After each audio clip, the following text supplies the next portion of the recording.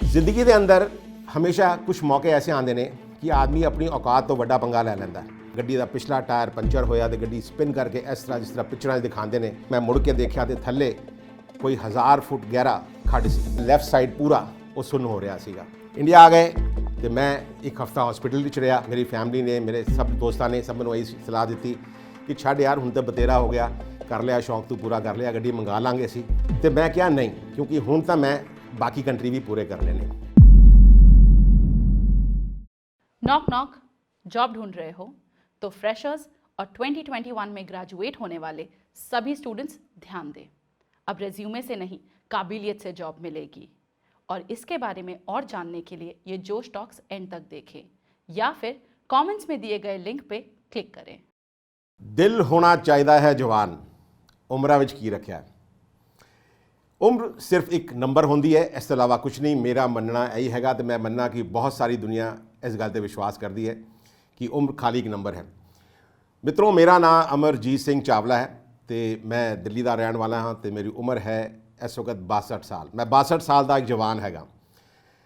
सुपने बड़े खूबसूरत होंगे ने तो कभी भी सुपने देखने बंद नहीं करने चाहिए। एक छोटे बच्चे तो लैके एक वड्डी उम्र का बंदा सारे सुपने देखते हैं। तो क्या सुपने पूरे होंगे ने? हाँ, सुपने पूरे होंगे ने। मैं अपने सुपने पूरा किया, लेकिन सुपने सिर्फ उन्होंने लोगों के पूरे होंगे ने जिन्हों को एक जनून, एक पागलपन होवे, नहीं तो सुपने पूरे नहीं होंगे। अज मैं तुहाडे नाल यही गल शेयर कर रहा कि मैं अपना 40 साल पुराना सुपना किस तरीके नाल पूरा किया। वो सुपना जिहड़ा कि मैं 1979 विच वेख्या ते एक इंस्पिरेशन मैनू मिली एक कपल तो जिहड़ा कि नीदरलैंड तो आया हुआ सीगा, एक कुड़ी ते मुंडा। उन्हां कोलों उन्हां दी जर्नी तो मैं बड़ा इंस्पायर होया। वो वक्त सीगा जिस वक्त इंडिया के अंदर बहुत सारे हिप्पी आते सीगे ते पाकिस्तान के राही बहुत सारे लोग अपनी गड्डियां ते, कैरावैन ते, बसिस ते, बाइक्स के उत्ते वाघा बॉर्डर तो घूमते घुमाते दिल्ली पहुँचते सीगे। इसी दौरान मैं भी एक कपल नाल मिलिया, एक मुंडा ते कुड़ी। उन्हां नाल दोस्ती हुई। दोस्ती होने तो बाद मन साढ़े भी भाव आया कि मैं भी अपनी मोटर बाइक के उत्ते एक पूरी दुनिया का चक्कर लाना है। यह उसी तरीके नाल सीगा जिस तरीके नाल एक छोटा जिहा बच्चा चंद मंगण की कोशिश कर रहा होवे। एक जिस तरह आम व्यापारी परिवार तो मैं आना हैगा, माँ प्यो ने चुप करके बिठाता। सुपने सारी जिंदगी पई है, सुपने पूरे करने वास्ते कारोबार ते ध्यान दे, मन दी मन विच ही रह गई। लेकिन मैं अपने सुपने नूं पालदा रहा तो 40 साल गुजर गए। उन 40 सालों के अंदर ब्याह शादियां हुई, बच्चे होए, वड्डे होए। तो फिर एक दिन मैं बिजनेस तो एक्टिव रिटायरमेंट लीती। एक्टिव रिटायरमेंट लैण तो बाद सब तो पहले मैं अपनी बकेट लिस्ट बनाई। बकेट लिस्ट बनाई तो उहदे उत्ते सब तो पहले लिखा सीगा अपनी गड्डी द्वारा पूरी दुनिया घूमनी।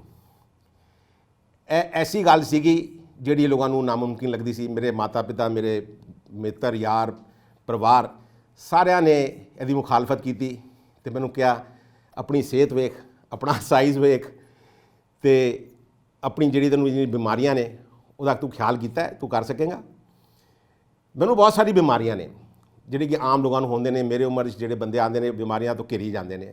Blood pressure, sugar, high cholesterol. सब तो बड़ी प्रॉब्लम मेरी हैगी जिहड़ा कि सेलोलाइटिस, यानी कि मेरे पैर के अंदर एक ऐसी बीमारी है कि मैं बहुत समय तक जो पैर लटका के बैठा तो वह सुज जाता है, ब्लड क्लॉट हो जाते हैं। इन्नियां सारियां बीमारियां तो इन्ने सारे चैलेंजेस तो बाद फिर भी मैं अपना निश्चय नहीं छड़िया। तो मैनू पूछा गया क्या तू कर लेंगा? तो मेरा जवाब सी मैनू नहीं पता कि मैं कर लवांगा कि नहीं कर लवांगा, पर मैनू एक गल जरूर पता है कि मैं यह करना है। निश्चय पक्का सी, बिल्कुल रॉक सॉलिड। तो यात्रा की प्लैनिंग की तो तुर पे इत्थों दिल्ली तो लैके लंडन तक 23,000 किलोमीटर, 23 कंट्री। यह साडा टीचा सीगा, ऐसी पूरा करना सी। यात्रा सीगी दिल्ली तो लैके पहले नेपाल, नेपाल तो अगे चाइना।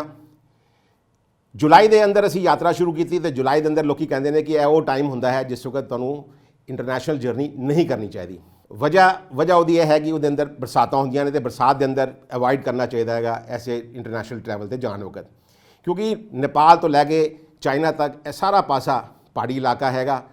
तो यही एक्सपीरियंस सानू भी होया। जिस वक्त असीं दिल्ली तो निकले मूसलाधार बारिश सीगी।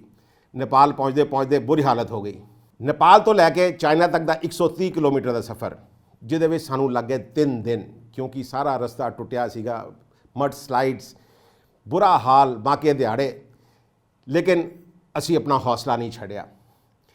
ਇਸ ਪਾਸੇ ਦਾ ਬਾਰਡਰ ਜਿਹੜਾ ਹੈਗਾ ਨੇਪਾਲ ਵਾਲੇ ਪਾਸੇ ਦਾ, ਇੰਡੀਆ ਦਾ ਬਾਰਡਰ, ਉਹਨੂੰ ਰਸਵਾ ਆਖਦੇ ਨੇ, ਤੇ ਜਿਹੜਾ ਚਾਈਨਾ ਦਾ ਪਾਸੇ ਦਾ ਬਾਰਡਰ ਹੈ, ਜਿਹੜਾ ਤਿੱਬਤ ਵਾਲੇ ਪਾਸੋਂ ਆਉਂਦਾ, ਉਹਨੂੰ ਕਹਿੰਦੇ ਨੇ ਜਿਲੋਂਗ।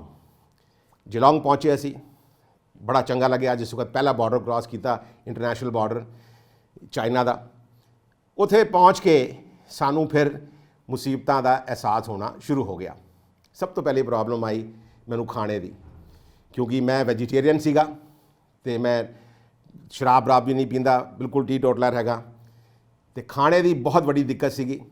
ਉਸ ਤੋਂ ਬਾਅਦ ਦੂਸਰੀ ਪ੍ਰੋਬਲਮ ਆਈ ਉੱਥੇ ਟਾਇਲਟਸ ਦੀ, ਕਿਉਂਕਿ ਉੱਥੇ ਇੰਡੀਅਨ ਸਟਾਈਲ ਟਾਇਲਟ ਨੇ ਤੇ ਮੇਰਾ ਸਰੀਰ ਭਾਰਾ ਹੈ, ਜਿਸ ਕਰਕੇ ਮੈਂ ਇੰਡੀਅਨ ਸਟਾਈਲ ਟਾਇਲਟ ਯੂਜ਼ ਨਹੀਂ ਕਰ ਸਕਦਾ ਸੀਗਾ। ਇੱਕ ਦੇ ਬਾਅਦ ਇੱਕ ਚੈਲੰਜਸ ਆਉਂਦੇ ਗਏ, ਲੇਕਿਨ ਹੌਸਲਾ ਨਹੀਂ ਟੁੱਟਿਆ। ਫਿਰ ਹੋਇਆ ਇੱਕ ਐਕਸੀਡੈਂਟ। ਸਵੇਰੇ 5 ਵਜੇ ਦਾ ਟਾਈਮ ਸੀਗਾ, ਗੱਡੀ ਦਾ ਪਿਛਲਾ ਟਾਇਰ ਪੰਚਰ ਹੋਇਆ ਤੇ ਗੱਡੀ ਸਪਿਨ ਕਰਕੇ ਇਸ ਤਰ੍ਹਾਂ, ਜਿਸ ਤਰ੍ਹਾਂ ਪਿਕਚਰਾਂ 'ਚ ਦਿਖਾਉਂਦੇ ਨੇ, ਘੁੰਮ ਕੇ ਬ੍ਰਿਜ ਕ੍ਰਾਸ ਕਰਕੇ ਤੇ ਇੱਕ ਆ ਕੇ ਬਿਲਕੁਲ ਲੈਫਟ ਸਾਈਡ ਦੇ ਉੱਤੇ ਜਿਹੜਾ ਇੱਕ ਖਾਈ ਸੀ, ਉਹਦੇ ਕੋਨੇ 'ਤੇ ਆ ਕੇ ਰੁਕ ਗਈ। ਉੱਥੇ ਮੈਂ ਮੁੜ ਕੇ ਦੇਖਿਆ ਤੇ ਥੱਲੇ ਕੋਈ 1000 ਫੁੱਟ ਗਹਿਰਾ ਖੱਡ ਸੀ। ਅਸੀਂ ਫਟਾਫਟ ਗੱਡੀ ਤੋਂ ਬਾਹਰ ਨਿਕਲੇ। ਸਭ ਤੋਂ ਪਹਿਲੀ ਚੀਜ਼ ਜਿਹੜੀ ਮੇਰੇ ਦਿਮਾਗ ਵਿੱਚ ਆਈ ਉਹ ਇਹ ਨਹੀਂ ਸੀ ਕਿ ਕੀ ਹੋਇਆ, ਉਹ ਦਿਮਾਗ ਵਿੱਚ ਇਹ ਆਈ ਕਿ ਕੀ ਹੋ ਸਕਦਾ ਸੀ ਜਿਹੜਾ ਕਿ ਨਹੀਂ ਹੋਇਆ।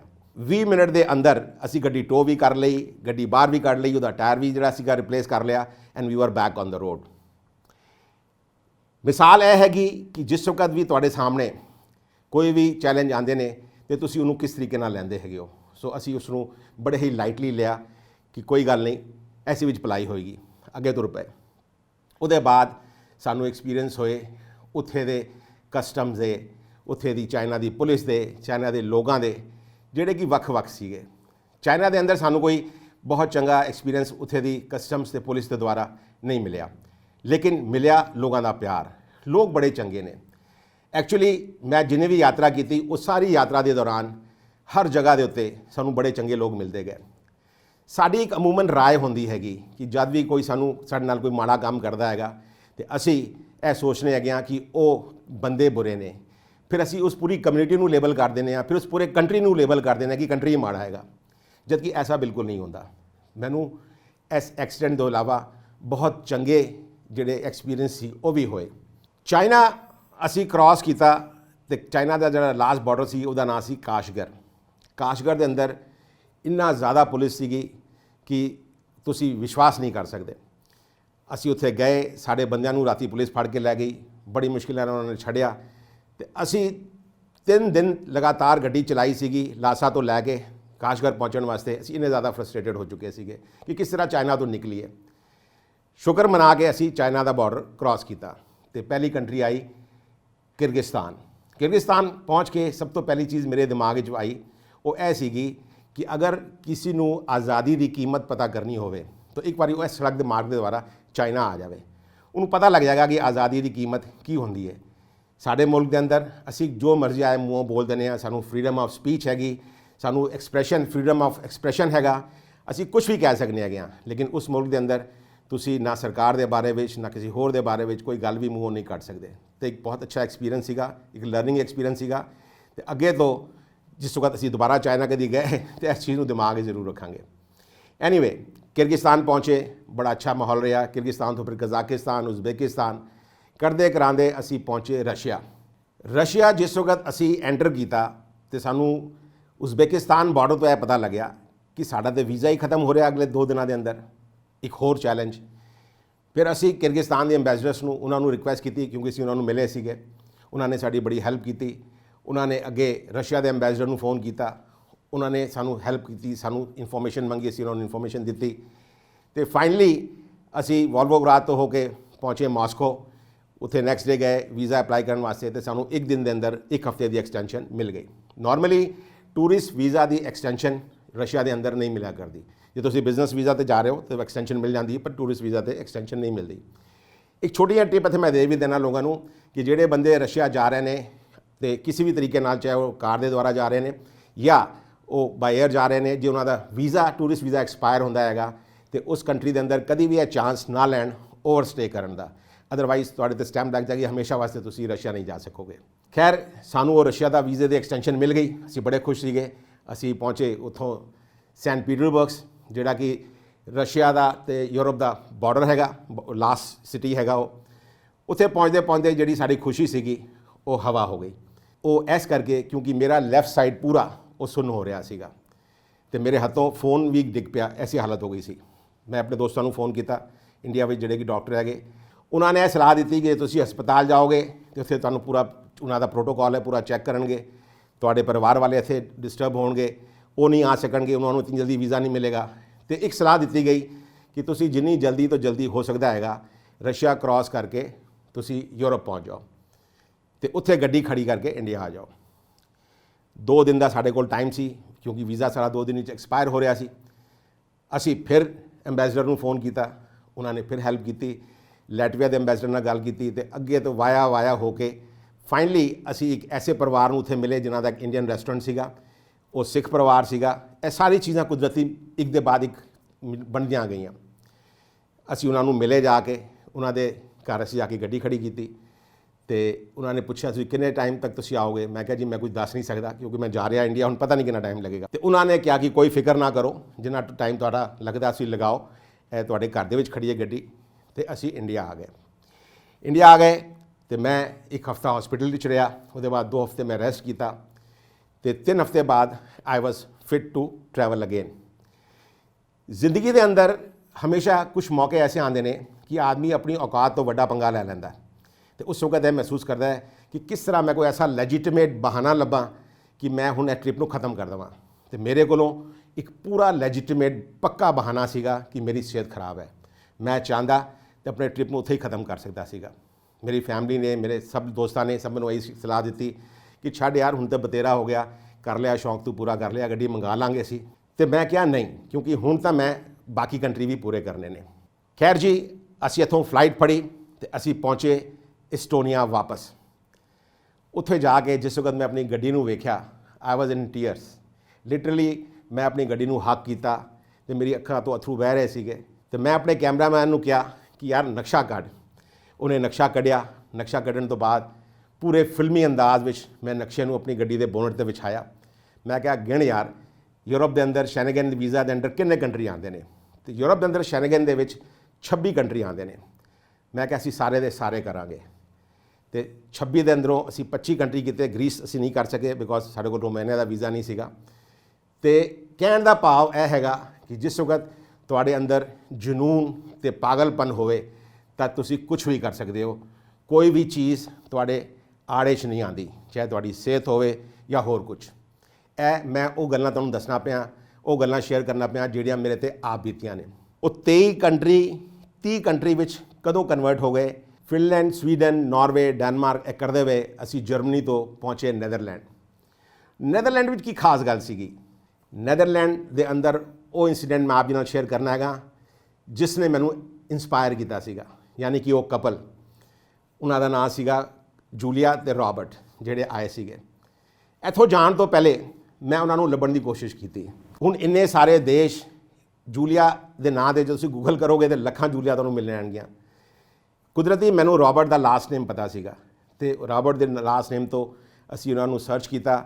ਮੈਨੂੰ 2-2.5 ਮਹੀਨੇ ਲੱਗੇ ਲੱਭਦੇ ਲਭਾਉਂਦੇ ਤੇ ਫਾਈਨਲੀ ਰੋਬਰਟ ਨਾਲ ਮੇਰੀ ਗੱਲ ਹੋਈ ਤੇ ਉਸ ਨੂੰ ਮੈਂ ਦੱਸਿਆ ਕਿ ਇਸ ਤਰ੍ਹਾਂ ਮੈਂ ਆ ਰਿਹਾ ਤੇ ਲੇਕਿਨ ਤੂੰ ਆਪਣੀ ਵਾਈਫ ਨੂੰ ਨਾ ਦੱਸੀ, ਜਿਹੜੀ ਕਿ ਉਹਦੇ ਨਾਲ ਉਹਦੀ ਗਰਲਫ੍ਰੈਂਡ ਸੀ ਹੁੰਦੀ ਸੀ ਉਸ ਵਕਤ, ਜੂਲੀਆ। ਤੇ ਜਿਸ ਵਕਤ ਅਸੀਂ ਨੈਦਰਲੈਂਡ ਪਹੁੰਚੇ ਤੇ ਮੈਂ ਜਾ ਕੇ ਉਹਨਾਂ ਦੇ ਘਰ ਉਹਨਾਂ ਨੂੰ ਸਰਪ੍ਰਾਈਜ਼ ਦਿੱਤਾ।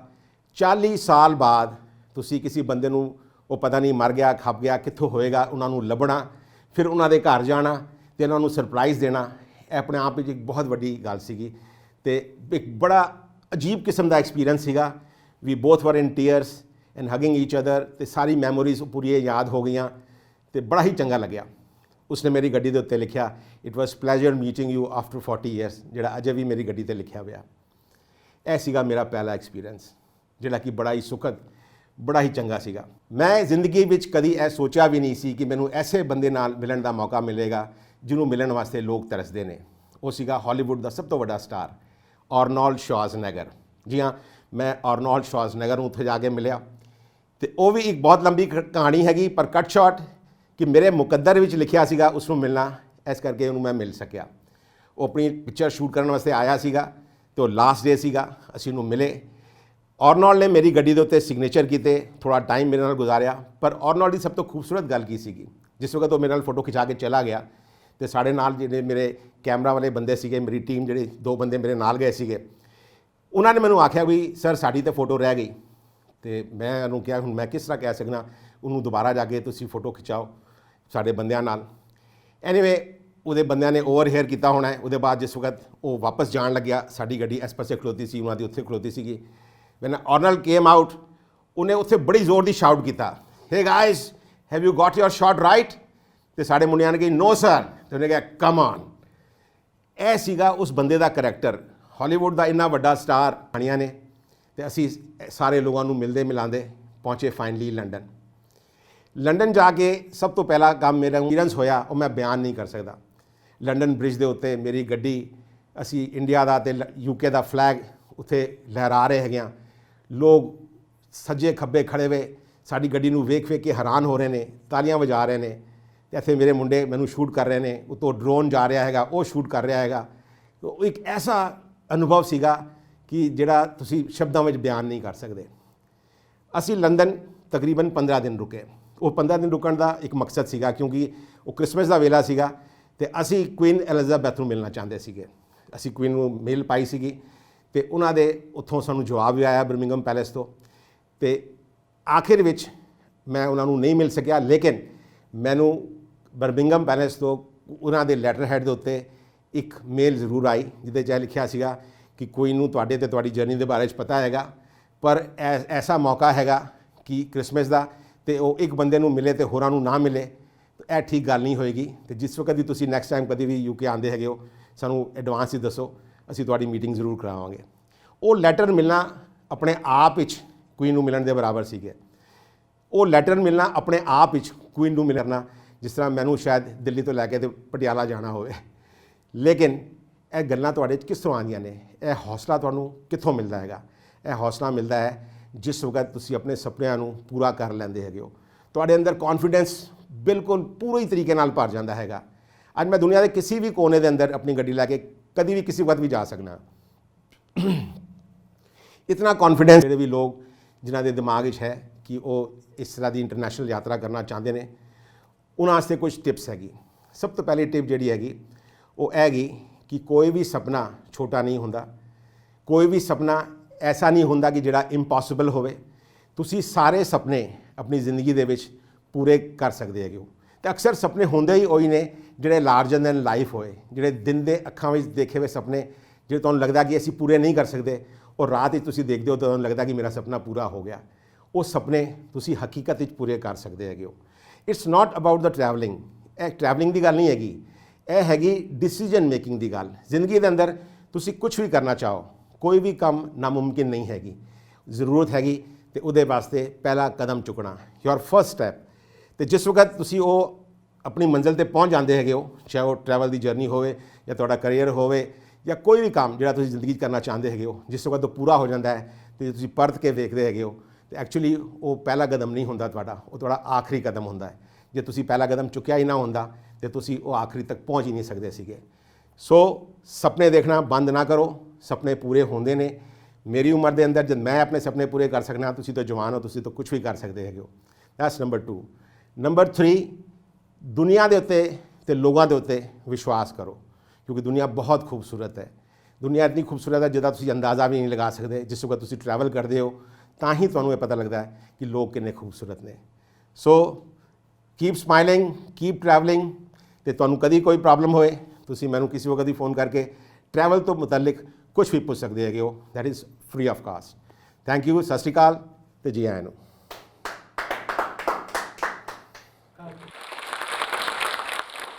अरे वाह, ये वीडियो पूरी देख ली, बहुत बढ़िया। दोस्तों, इस कोरोना काल में जॉब मिलना बहुत मुश्किल हो चुका है। हम में से कई ऐसे लोग होंगे जो काफ़ी समय से जॉब ढूंढ रहे होंगे, और हम में से कुछ ऐसे हैं जो इस साल या तो ग्रेजुएट होने वाले हैं या हो चुके हैं, लेकिन जॉब का कुछ अता पता नहीं। तो ऐसे में ज़रूरी है कि हम अपने रेज्यूमे से उठकर अपनी स्किल्स और अपनी काबिलियत पे जॉब पाके दिखाएं। इसीलिए जोश टॉक्स लेकर आया है जोश रिक्रूटमेंट टेस्ट यानी कि JRT। ये भारत का पहला ऐसा टेस्ट है जो हमारी स्किल्स को टेस्ट करने के साथ साथ हमें पूरा फीडबैक प्रोवाइड करेगा और कट ऑफ लिस्ट में आने वाले सभी कैंडिडेट्स को गारंटीड स्लॉट मिलेगा इंडिया की टॉप कंपनीज के साथ इंटरव्यू करने का। यही नहीं, टॉप स्कोरर्स जीत सकते हैं जोश स्किल्स ऐप की तरफ से 2 लाख तक के प्राइजेस। तो अब बिना किसी सरदर्दी के सिर्फ JRT के लिए प्रिपेयर करें और घर बैठे बैठे पाइए अपनी मन पसंदीदा जॉब। तो चलिए आज ही रजिस्टर करते हैं JRT के लिए और देते हैं अपने करियर को नई दिशा। और जानकारी के लिए कमेंट्स में दिए हुए लिंक पे जरूर क्लिक करें।